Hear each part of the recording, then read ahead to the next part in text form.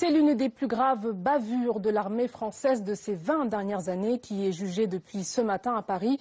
L'affaire Mahé, du nom de cet Ivoirien mort étouffé par des militaires français déployés en Côte d'Ivoire en 2005.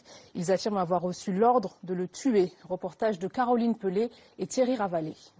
C'est un procès délicat pour l'armée française. 4 anciens militaires sont jugés devant la cour d'assises de Paris pour le meurtre en 2005 de l'Ivoirien Firmin Mahé. Selon eux, c'était un criminel, un coupeur de route. Voici le principal accusé, l'adjudant-chef Rogel. Il avoue avoir étouffé Firmin Mahé avec un sac plastique en Côte d'Ivoire sur ordre de sa hiérarchie.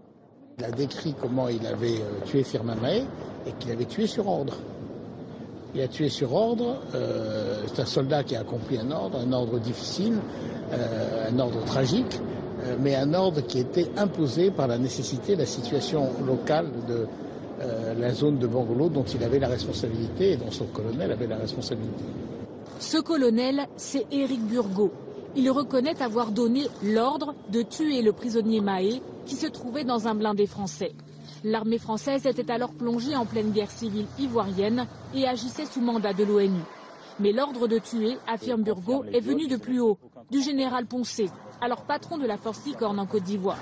Poncet, lui, a toujours démenti et a bénéficié d'un non-lieu. Alors qui est responsable de ce meurtre? Et Firmin Mahé était-il vraiment un bandit?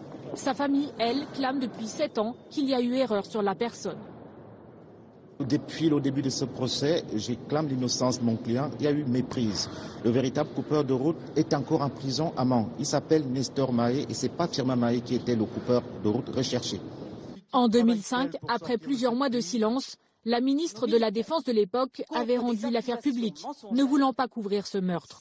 Michel Alliot-Marie ainsi que de hauts responsables militaires témoigneront dans ce procès qui devrait durer 2 semaines.